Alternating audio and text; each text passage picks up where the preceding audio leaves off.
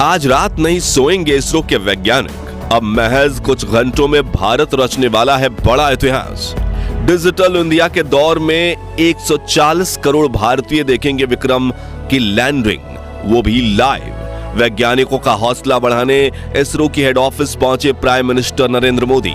लेकिन सबसे बड़ा सवाल यही कि क्या इस बार चांद पर जीत हासिल कर पाएगा हमारा चंद्रयान। दोस्तों, चंद्रयान 3 चांद के बेहद करीब पहुंच चुका है। इस वक्त भारत के इस अंतरिक्ष यान की चांद की सतह से न्यूनतम दूरी 25 किलोमीटर से भी कम हो गई है। इसलिए इसरो ने अब अपने हेडक्वार्टर में लैंडिंग काउंटडाउन शुरू कर दिया है। यानी सिर्फ चंद घंटों में चंद्रयान 3 का विक्रम लैंडर चांद की सतह पर कदम रखने की कोशिश करेगा। लेकिन अब सवाल आता है कि रूस, जिसे लूना सीरीज के लगातार 24 मिशन का एक्सपीरियंस था, फिर भी वो अपना लूना 25 मिशन में फेल हो गए। वहीं पिछली बार भारत का चंद्रयान 2 भी चांद पर लैंडिंग के दौरान फेल हो चुका था। तो क्या इसरो अपने इस तीसरे मून मिशन में सफल हो पाएगा? इस सवाल को लेकर इसरो के वैज्ञानिकों में भी डर का माहौल फैला हुआ है। हालांकि उन्हें अपनी टेक्नोलॉजी पर पूरा भरोसा तो है और चंद्रयान 3 की लैंडिंग को लेकर चारों तरफ कौतूहल का माहौल फैल चुका है। तो क्या इस बार चांद पर जीत हासिल कर पाएगा भारत का विक्रम लैंडर? और आखिर चंद्रयान 3 का वो एडवांस एल्गोरिथम क्या है जिसे देख नासा की हवा टाइट हो चुकी है?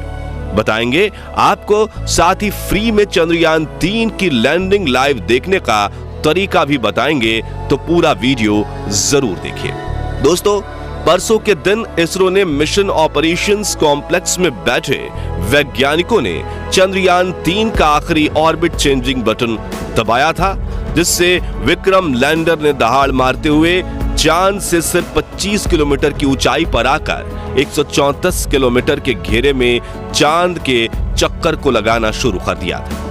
आपको यह जानकर हैरानी होगी कि तब से विक्रम लैंडर ग्राउंड टीम की बिना किसी सहायता के अपने आप चांद की इस ऑर्बिट में लगातार चक्कर लगा रहा है और अब उसने अपने दिमाग से सोचना शुरू कर दिया है। लेकिन अब बड़ी खबर यह है कि इस बीच चुपके से इसरो ने एक ऐसा खेल कर दिया है कि अब विक्रम लैंडर अपना सीक्रेट मिशन एक्टिवेट कर देगा और तगड़ा खेल कर जाएगा। दरअसल दोस्तों, चंद्रयान 3 का विक्रम लैंडर सिर्फ एक मशीन नहीं बल्कि चलता फिरता AI रोबोट है, जिसके एल्गोरिथम में सोचने की ऐसी क्षमता को शामिल किया गया है कि इसके निर्णय इंसानों से भी ज्यादा सटीक बन चुके हैं। सचमुच आर्टिफिशियल इंटेलिजेंस से लैस एक ऐसा रोबोट जिसमें अपने आसपास के पर्यावरण को समझने की काबिलियत है, तो अंतरिक्ष में उड़ते हुए अपनी 5 डायमेंशनल नजरों से चारों तरफ ये देख सकता है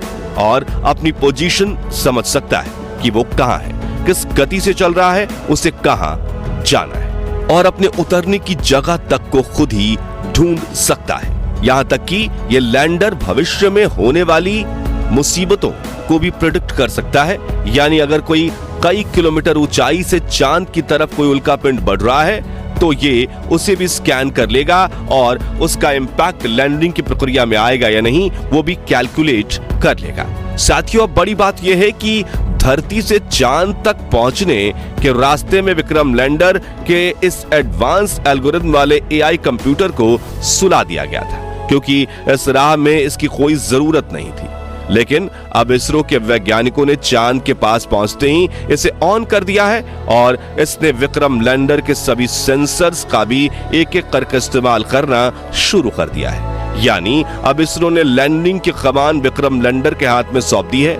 मतलब मिशन ऑपरेशन कॉम्प्लेक्स में बैठे इसरो के वैज्ञानिक अब सिर्फ बैठकर विक्रम लैंडर को काम करते हुए देखेंगे। जी हां, जिससे सबसे पहले तो विक्रम लैंडर ने भारत के साथ कंपटीशन में उतरे रूस के लूना 25 स्पेसक्राफ्ट के क्रैश होने के बाद उसका मलबा खोज निकाला है।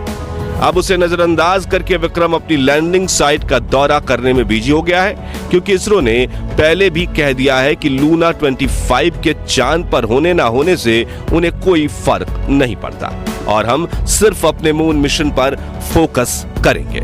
दोस्तों, इस एल्गोरिथम को डिजाइन करना इतना ज्यादा जरूरी इसलिए था क्योंकि धरती से करीब 4 लाख किलोमीटर दूर चांद की फार साइड, यानी जो हिस्सा धरती से दिख नहीं पाता, वहां 4 गुने 2.5 किलोमीटर की छोटी सी लैंडिंग साइट ढूंढना और उसमें एक ऐसा लैंडिंग स्पॉट चुनना जहां ना क्रैटर हो, ना उबड़ खाबड़ सतह और ना ही रेतीले पहाड़, यानी कि जमीन बिल्कुल समतल हो, वो धरती पर बैठकर कर पाना मुश्किल ही नहीं, लगभग नामुमकिन है।